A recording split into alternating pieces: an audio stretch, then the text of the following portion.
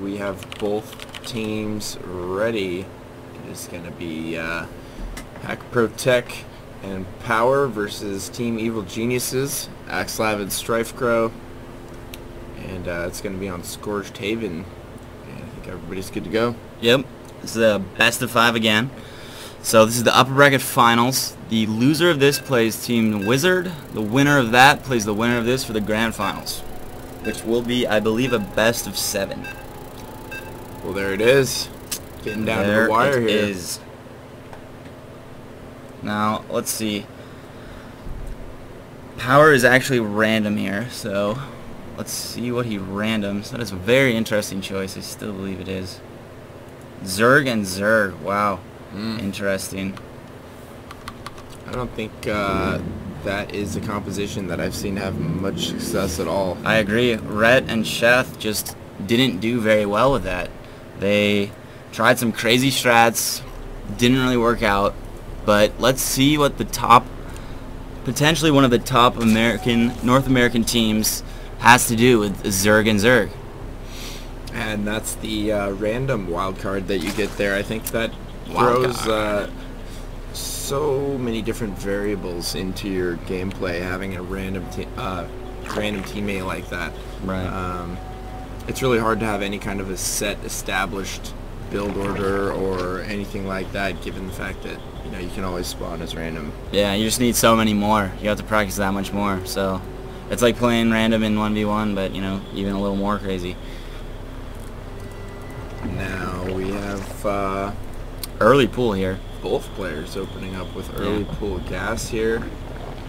I wonder what they're going to do if they see that both... Well, they might be able to try and isolate Strifecrow if they can. Right. I think they're going to attack Strifecrow. They're going to have a lot of lings. It's going to be hard to defend for him. He's going to maybe even have to build some spines. We're just going to have to see here.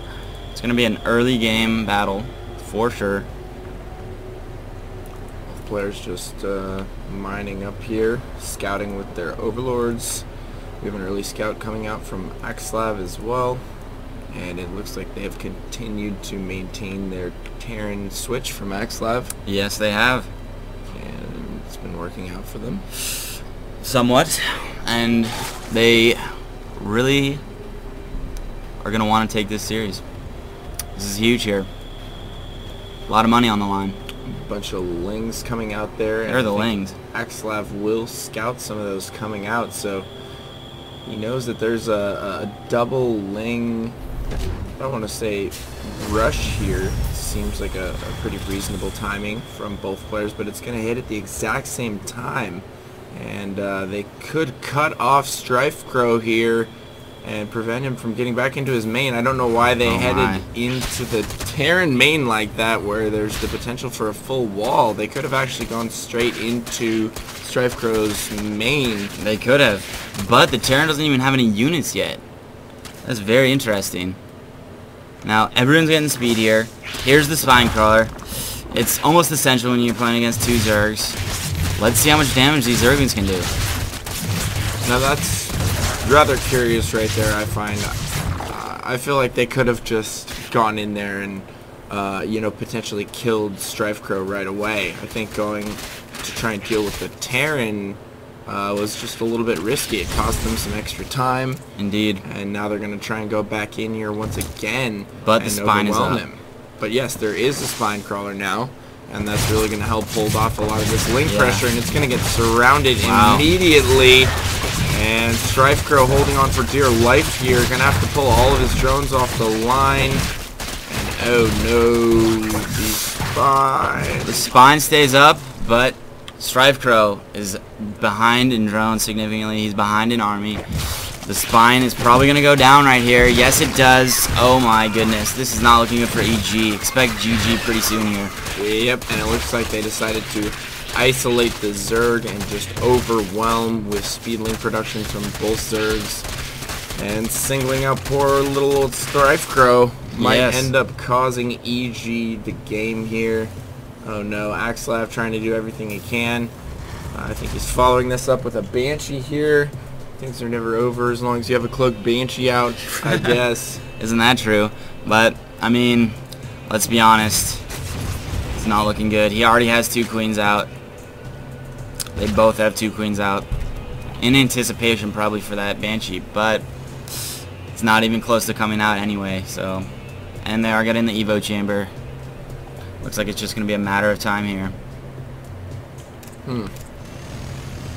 Well, not sure where Strife Crow thinks he's going to go with this one. He still has some Hellions at the top of the ramp, ready and waiting, but those can really only be used in a defensive capacity right now. I guess he might try and mount some sort of an offensive here, but he might end up running into this giant pack of speedlings in the middle of the map. Yeah, he's going to have to make something happen. I mean, he has the eco lead individually compared to the 2 Zergs, but combined, not quite.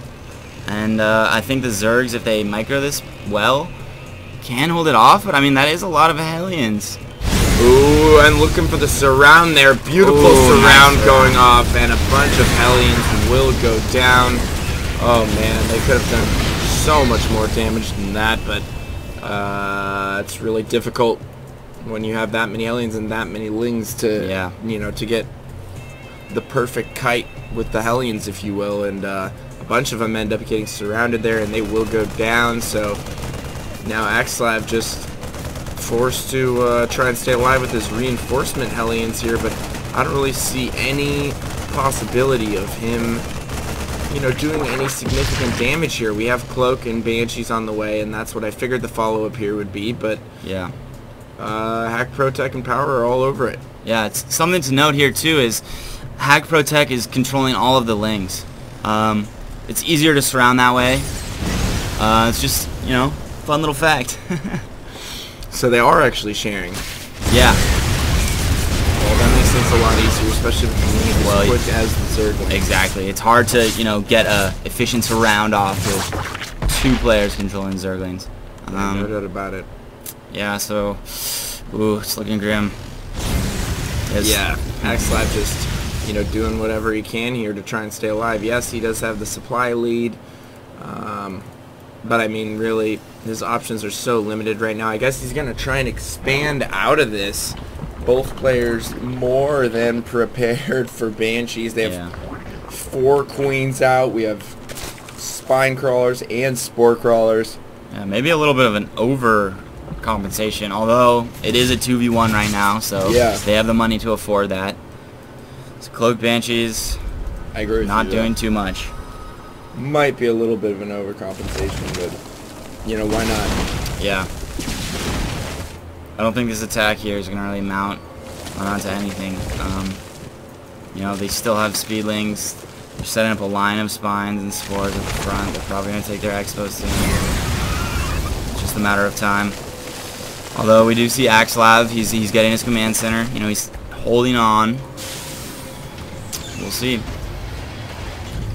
Now, Axlav adding some additional Raxes here. It looks like he wants to switch into Bio, and he does have a 3rd CC in his main here, trying to double macro orbital, but